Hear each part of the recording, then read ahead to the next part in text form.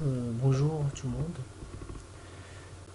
Dans cette vidéo, on va essayer de chercher plutôt la correction des exercices du reste des exercices de la série 2 concernant la programmation de langage C. Donc on s'est arrêté 3 fois au niveau de l'exercice 5, donc je vais le reprendre. Donc dans l'exercice 5, le 5 plutôt, on essaie de faire un programme qui calcule la solution réelle d'une équation du second degré, c'est-à-dire du genre ax carré plus bx plus c égale à 0. Donc pour ce faire, on va utiliser des variables de type int. Donc là, on impose le type des variables utilisées, a, b, c. Et puis on va considérer aussi que les cas où l'utilisateur entre les valeurs nulles pour a, pour b et pour ab et pour abc. Donc on va essayer de traiter tous les cas possibles pour la résolution d'une équation de second ordre, avec bien sûr le déterminant c'est b carré moins 4c. Et dans le cas où le déterminant positif, donc on aura des solutions xt2, si vous voulez, x1, 2, c'est moins b plus ou moins la racine carrée de b carré moins 4ac sur 2 fois a. Et donc là, on va essayer tout d'abord d'établir un algorithme mathématiquement parlant. Donc on va essayer tout d'abord de lister les différentes étapes à suivre avant de passer au code. Pour nous, on va essayer d'expliquer directement le code. Et donc, on va essayer de voir et d'expliquer de près la correction de cet exercice. C'est l'exercice 5.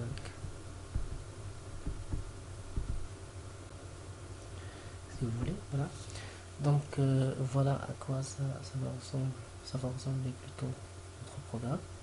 Donc, les trois variables en entrée de type entier.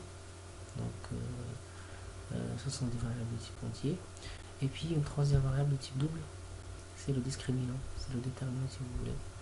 C'est le delta en fait. Voilà, donc avant de le calculer, je vous déclarer comme variable si vous voulez local de notre programme. Et donc là, on pourrait afficher un petit message si vous voulez explicatif de ce qu'on veut. Si vous voulez, c'est facultatif, d'accord.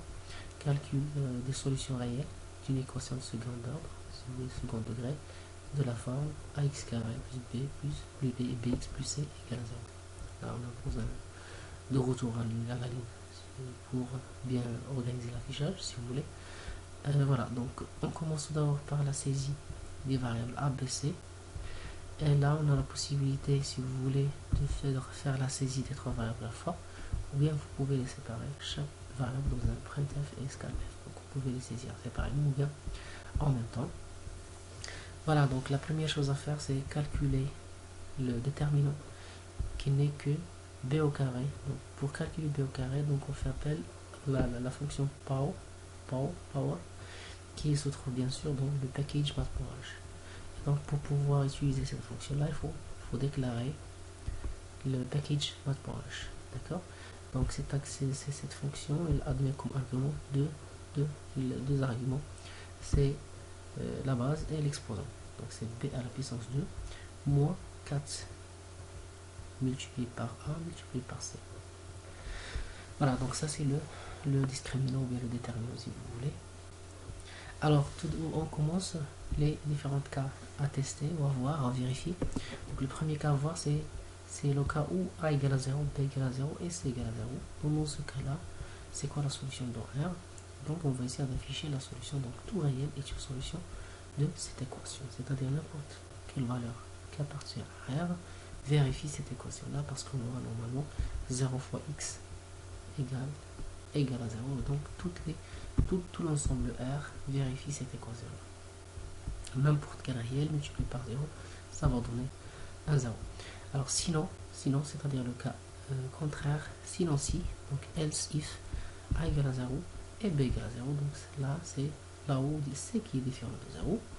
Alors on aura c différent de 0 et en même temps, selon l'équation qu'on a, x carré a égale à 0, b égale à 0, et selon l'équation c égale à 0.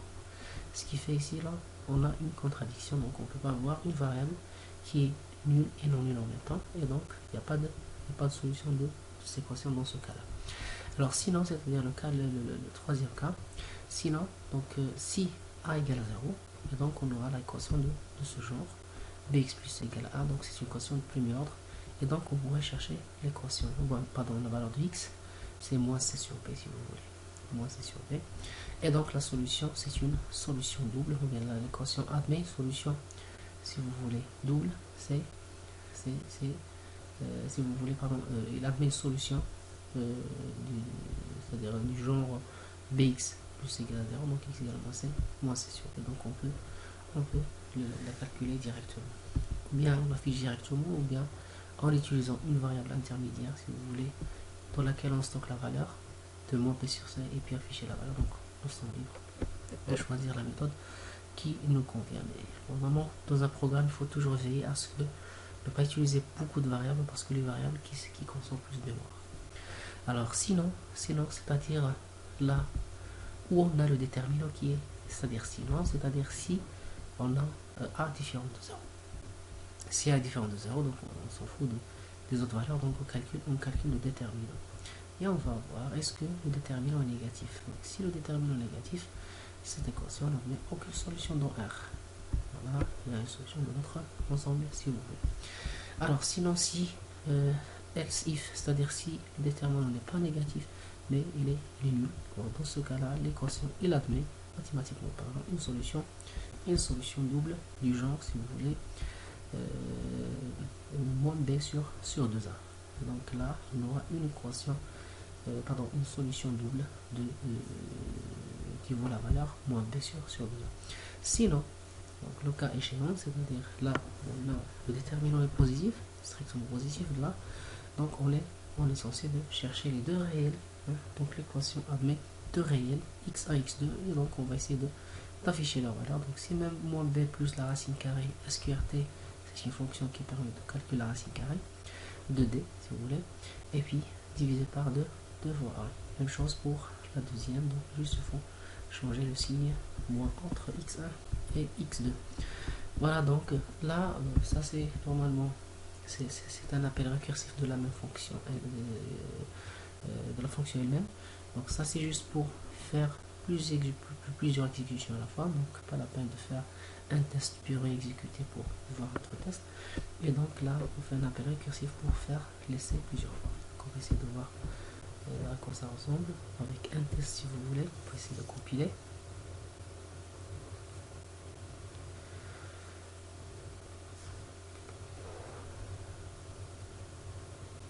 On attend un peu.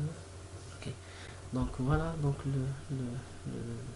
le commentaire qu'on vient d'afficher sur notre programme. Donc là on est censé d'utiliser, de saisir plutôt 3 variables, mais il faut séparer par une entrée si vous voulez. Donc le cas où tous les variables sont nulles, donc tous les réels sont des solutions de l'équation. Le deuxième cas, c'est A0, B0 et C différent de 0. Alors là, il n'y a plus de solution dans notre équation.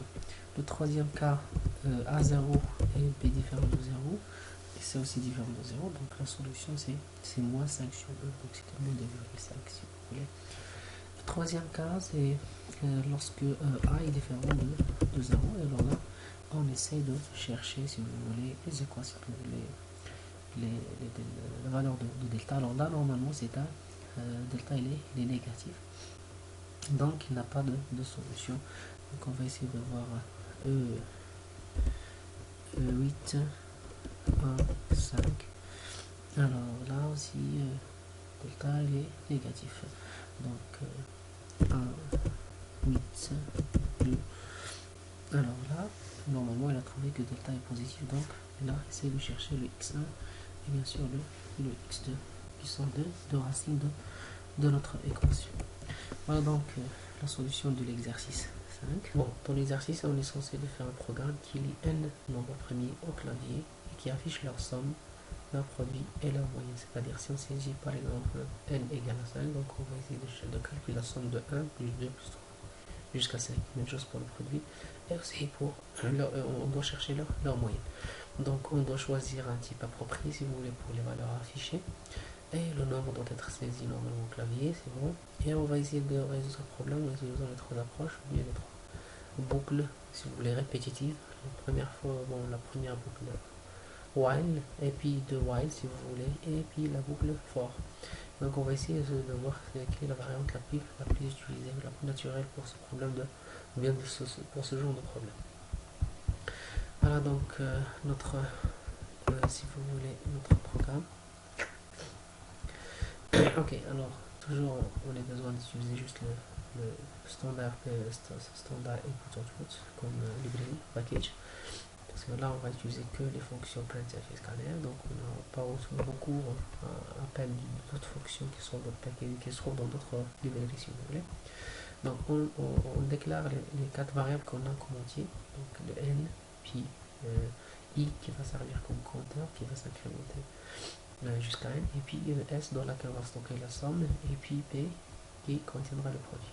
Donc c'est naturel, si n est un entier, donc la somme de n premier ça reste toujours un entier, et même chose pour le produit. Mais c'est plus le cas pour la moyenne, donc la moyenne on va déclarer comme moyenne si vous voulez. D'accord, donc là on va saisir la valeur de n si vous voulez, et puis on initialisera le s par 0 parce que là on va mettre on va stocker la somme sur le n, donc on doit être sûr que s ne contient rien. Et puis on initialise i par 1 parce qu'on va commenter l'incrémentation si on veut dans la boucle while. Et puis pi par 1 parce qu'on va calculer le produit qui va être accumulé pour chaque itération si vous voulez dans la boucle while.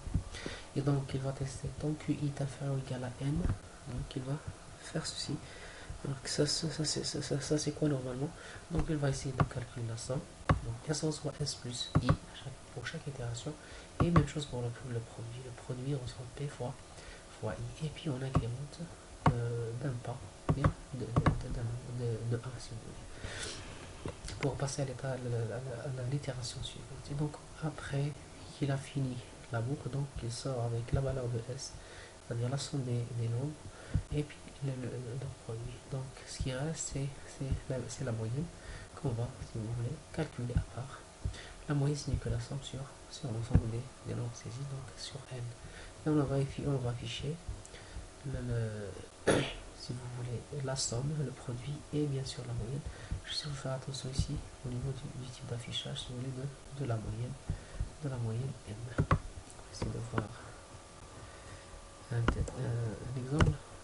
Voilà, donc pour 5, la somme c'est 15, le produit c'est 120, et bien sûr la moyenne c'est 3 si vous voulez, donc c'est la somme c'est 15 divisé par 5, donc c'est normalement, c'est naturellement, c'est 3. Donc voilà l'exemple 6. Alors pour l'exemple, l'exercice si vous voulez, ou bien le cas, notre cas, c'est-à-dire on va faire la même chose en utilisant la boucle de while. Bon, la différence entre while et do while normalement, avec while on commence par la vérification de la condition avant de faire l'itération ou bien avant d'entrer dans la boucle. Par contre avec do while on fait la première itération sans vérification de la condition, et à la fin on vérifie la condition, c'est-à-dire pour la première itération on exécute sans vérification si vous voulez de la condition d'arrêt de notre programme. Et donc voilà ce qu'on va faire. Donc entre do while et while, donc le seul changement c'est que la vérification se fait à la fin. Donc do, c'est-à-dire faire la somme puis le produit puis l'incrémentation, donc et après vous vérifiez, donc après faire cette itération vous pouvez vérifier est-ce que n et i plutôt est inférieur ou égal à n. Donc c'est la seule différence entre while et do while, c'est l'emplacement si vous voulez de la condition d'arrêt si vous voulez. Donc on va essayer de faire le même exemple avec 5, et donc ça donne la même chose. Donc la somme c'est 15, produit 120, et puis la moyenne c'est 3. Donc c'est la seule différence entre la boucle while et do while. Voilà, donc ça c'est avec la deuxième variante. Donc la troisième variante en utilisant la boucle for. Et donc on va essayer de faire la même chose en utilisant la boucle for. Donc au lieu d'utiliser, si vous voulez, while, donc on va utiliser la boucle for. Alors for i, allant de 0 en virgule, et on va vérifier ce que i est inférieur ou égal à n, et on incrémente après i plus. Donc après incrémentation, si vous voulez, donc on va essayer de calculer la somme, puis là on enlève l'incrémentation si vous voulez, et aussi la condition, parce que là on a ici instruction, c'est-à-dire l'initialisation. On a initialisé i par, si vous voulez, par en commençant par 1, si vous voulez. Et puis la vérifier, bon, la condition d'arrêt, donc tant que i toujours inférieur ou égal à n, il faut incrémenter le i. Et donc on va calculer la somme au produit et puis la moyenne à la fin. Donc là ça demande moins d'instructions que les autres, si vous voulez, les autres boucles. Là on n'est pas censé de faire l'initialisation de la variable i parce qu'il est déjà initialisé à l'intérieur de la boucle for. Et donc on va essayer d'exécuter le même exemple. Voilà, donc ça donne le même résultat. Donc la somme c'est 5, le produit 120 et bien sûr la moyenne c'est 3. Donc voilà grosso modo les différentes variantes de l'exercice. Si vous voulez, pour mettre en main les différentes boucles qu'on pourrait manipuler bien sûr avec langage C ou avec langage si vous voulez. Bon, en concernant laquelle des trois variantes la plus naturelle pour ce problème, ça se voit que c'est la boucle for, parce que c'est la plus utilisée, et ça demande moins d'instructions si vous voulez que les autres boucles, que ce soit de while ou de while, mais au principe on fait la même chose, mais la plus simple, la plus utilisée, c'est la boucle for pour ce genre de problème. Voilà, donc passons à l'exercice 7.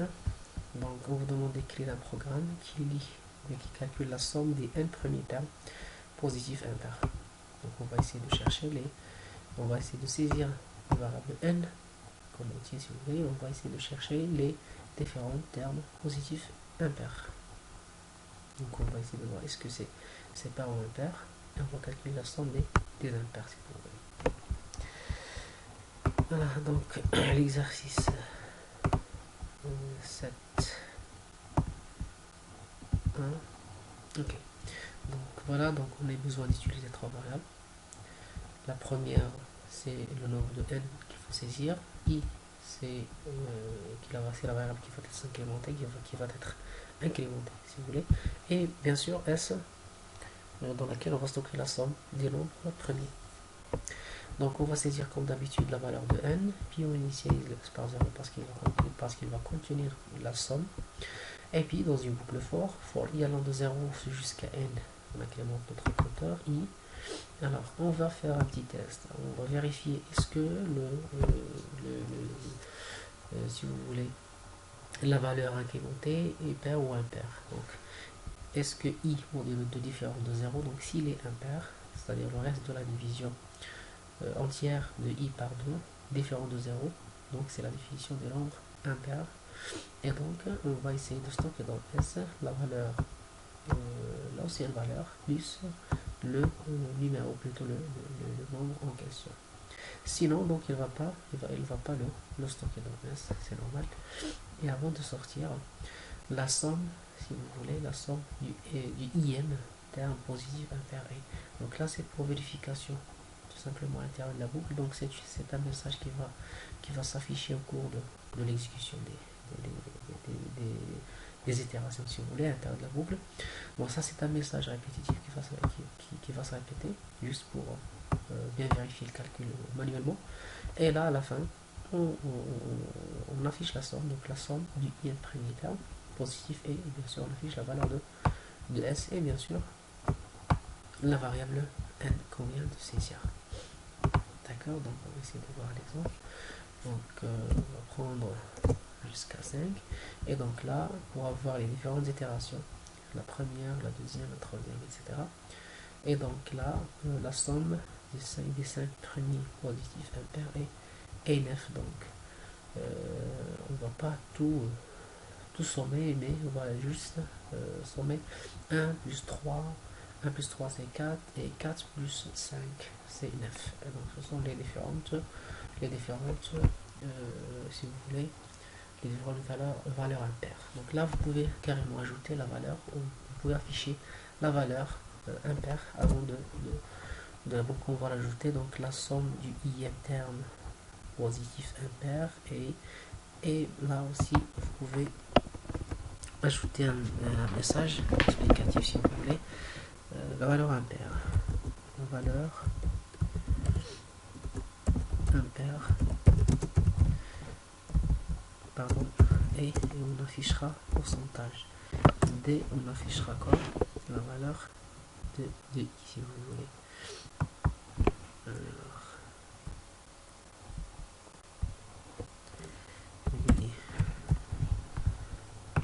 oui. Voilà donc les valeurs impaires. La valeur impaire est 1, 2, 3, 4, 5. Non, donc pas la peine du IM, ça c'est le IM, pardon. Donc on ne doit pas faire l'affichage à ce niveau là parce que là il va afficher toutes les valeurs. Bon, toutes les valeurs. Donc pas la peine d'ajouter ce message de vérification, mais normalement il faut l'ajouter à l'intérieur de cette boucle là. Ici.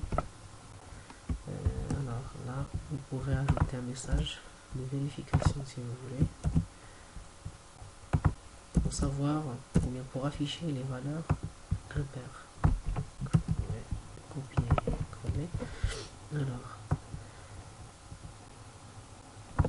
la IM, bon, le IM si vous voulez, le IM terme positif et impair. Donc là, on affiche juste la valeur de I, c'est-à-dire juste ceux qui sont impairs. 5. Alors, la somme de 0 et terme est impair. Le premier, c'est-à-dire le premier terme positif est impair. Voilà, c'est un problème d'affichage, si vous voulez. Donc, le I, le pourcentage. Le premier terme. Ah oui, donc là, on n'a pas affiché quoi. Pas la peine. Alors, le terme est...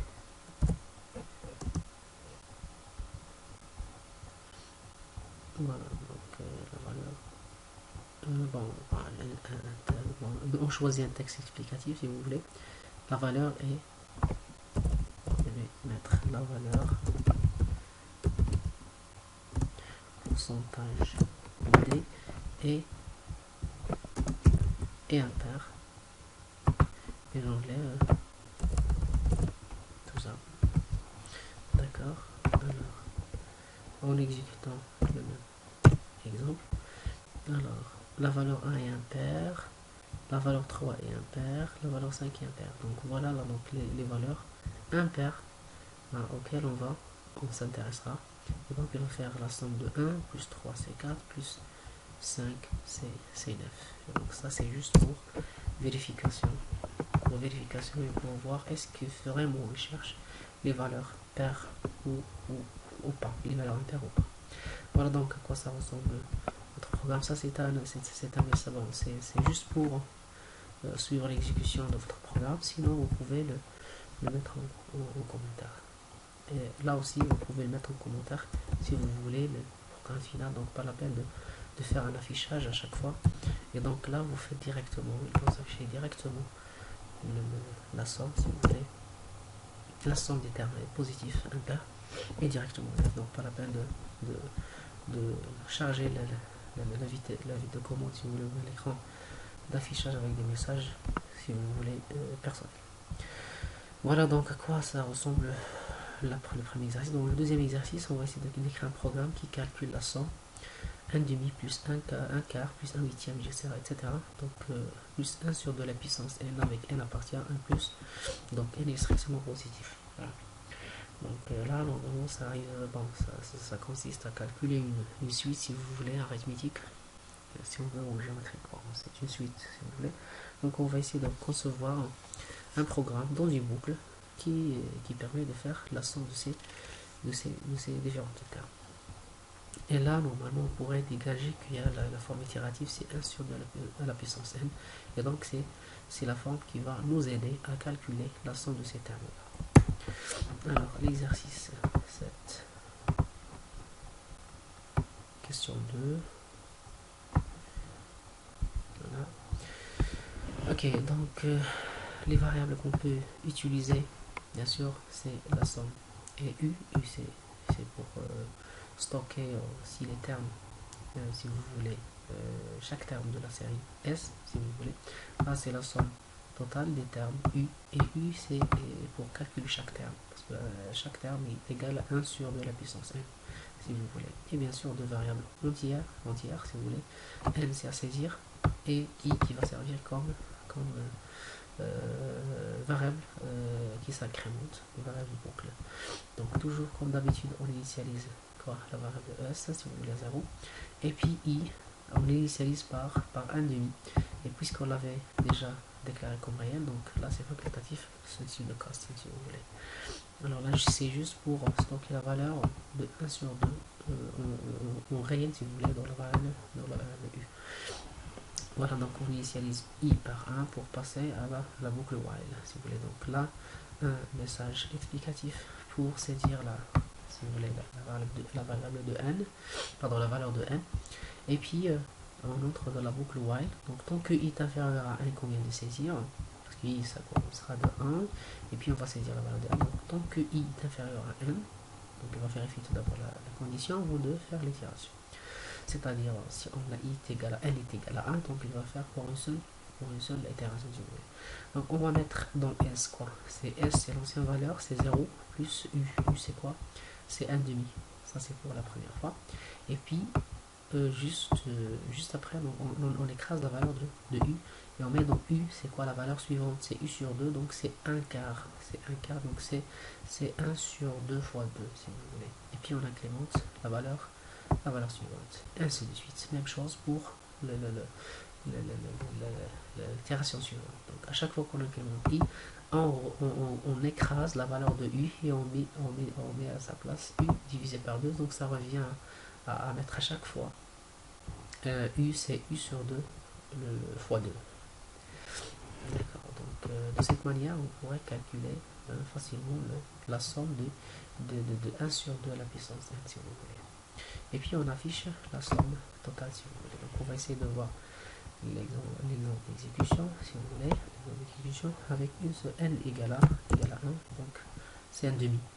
C'est un demi, parce qu'on n'a qu'une seule itération, et donc là on pourrait mettre donc la variable s, c'est quoi? C'est u, c'est un demi, parce que là on va utiliser juste une seule itération. Une fois qu'on incrémente i est égal à 2, donc il n'est plus inférieur à 2, à 1 plutôt, donc on ne va pas faire l'itération entre fois. Voilà, donc c'est grosso modo la question si vous voulez, de l'exercice 7. Bon, maintenant l'exercice, plutôt la question 3, si vous voulez, de l'exercice 7. On crée un programme qui donne la plus grande valeur inférieure à 1000 de la somme. C'est carrément le même principe, sauf que là on a une condition sur, si vous voulez, la variable à saisir, ou plutôt la variable à calculer. Donc un programme qui donne la plus grande valeur inférieure, donc c'est la plus grande valeur juste inférieure à 1000 de la somme. Donc on va essayer de calculer la somme jusqu'à voir la dernière valeur qui est inférieure à 1000. Donc on va essayer d'ajouter une condition d'arrêt, si vous voulez, de notre programme, si vous voulez, de notre boucle. Donc la question 7.3, si vous voulez. Ok, tout simplement, on va essayer d'appliquer une condition, si vous voulez. Donc là, les deux variables à utiliser, c'est le même que l'exercice précédent. Donc la somme et puis U pour les termes de la série, si vous voulez. Donc S reçoit 1, si vous voulez, et puis U reçoit 2. Donc c'est 1 plus 2, etc. Et on termine. Donc voilà, 1 plus 2 plus 4 plus 8. Donc c'est 2 à la puissance n. Voilà. Et donc, tant que S est toujours inférieur strictement à L à 1000, si vous voulez, c'est la condition d'arrêt. On va essayer de stocker la valeur dans S. Donc S reçoit S plus U, et ce n'est que 2 fois U, si vous voulez, qu'on écrasera juste après dans l'itération suivante. Donc là, on n'a pas de compteur à incrémenter, on a une seule itération. Bon, une condition d'arrêt, c'est S juste inférieur à 1000. Donc il va essayer de refaire la boucle dans 2 fois jusqu'à avoir une somme qui est inférieure à 1000. Il faut qu'il trouve une somme qui ne vérifie pas cette condition-là, donc il va sortir. Ok, et donc à la fin, S reçoit S moins U sur 2. Voilà, donc S reçoit S moins U sur 2. Et puis, alors, là, on affiche, si vous voulez, la plus grande valeur inférieure à 1000, c'est la valeur, si vous voulez, L de S qu'on vient de calculer. Donc c'est une variable, si vous voulez, entière. Et donc on affiche la valeur de S, si vous voulez. Voilà, donc là, on n'a rien à saisir parce que là, il va commencer l'incrémentation, si vous voulez, tout seul. Et donc, il va essayer d'initialiser S par 1. Et puis, comment dirais-je, il va faire une autre incrémentation si vous voulez, parce que là on a une condition d'arrêt qui est indépendante d'un compteur externe si vous voulez. Voilà, donc c'est grosso modo l'exercice 7 si vous voulez.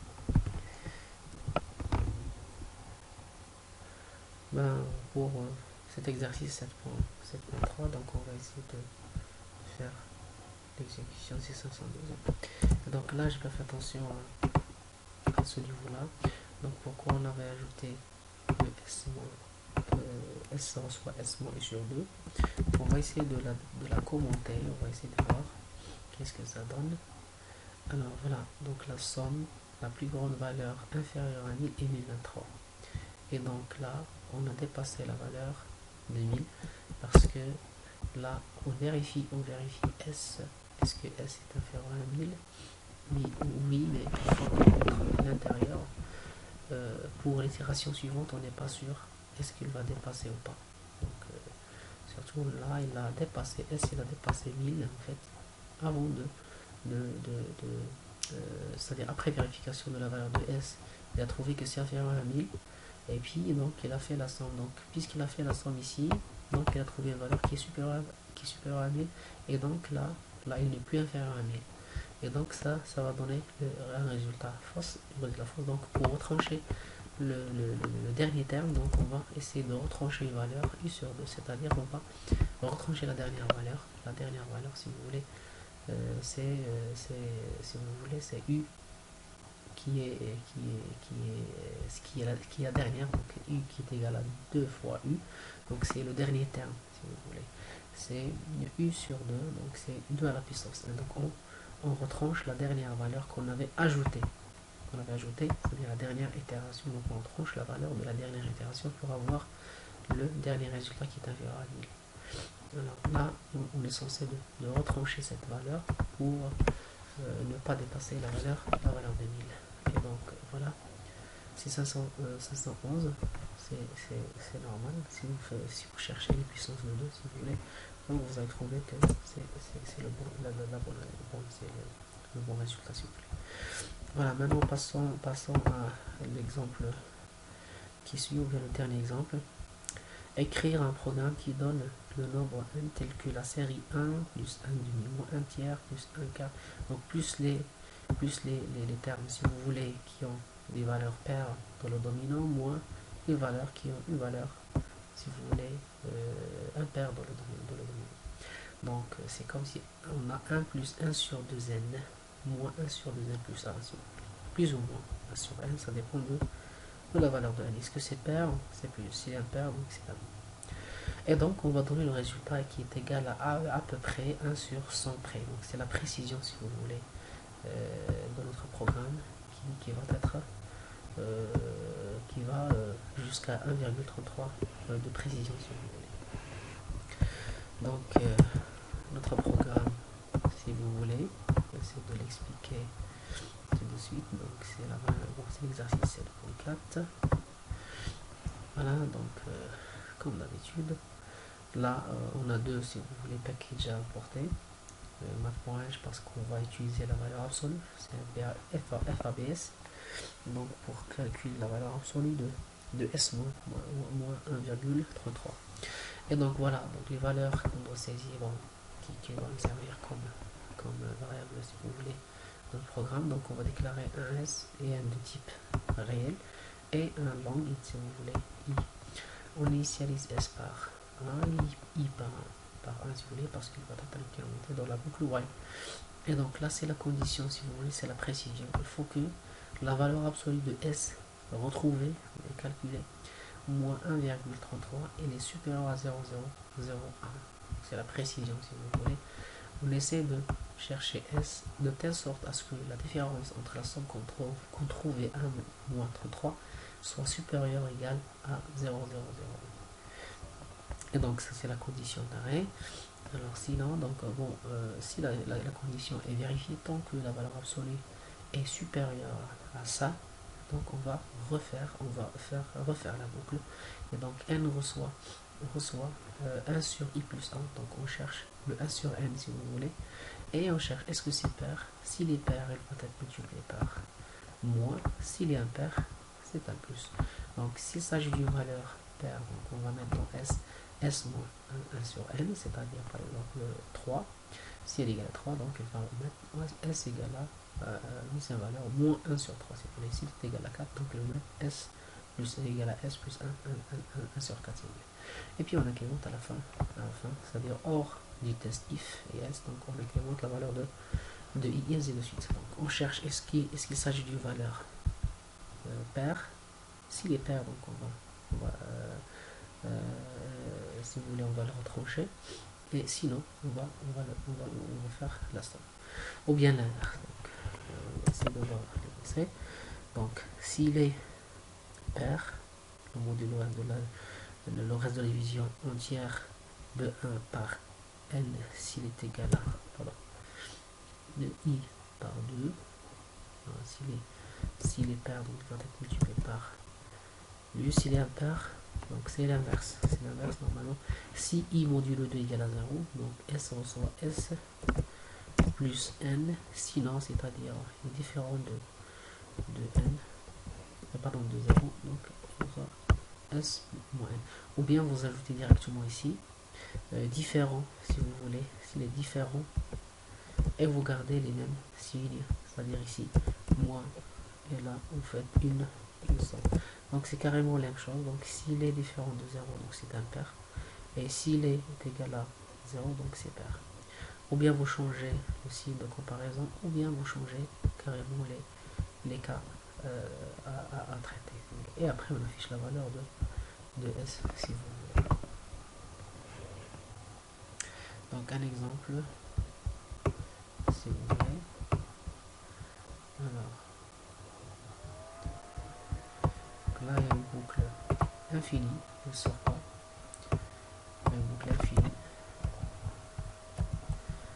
Donc on va essayer de remettre, si vous voulez, la condition d'arrêt.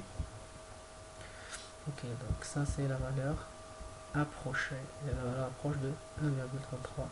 Donc c'est 1,32, si vous voulez, 9,06. Ok, donc là sinon il va rester dans la boucle fermée. Donc tant que i modulo 2 est égal à 0, donc il va recevoir s égale à si vous voulez s moins n, parce que déjà n c'est quoi? N c'est 1 sur i, donc on a déjà incrémenté le i ici. Et donc là normalement c'est le cas qu'il faut faire, parce qu'on a déjà incrémenté le i, et donc plutôt le n, d'accord.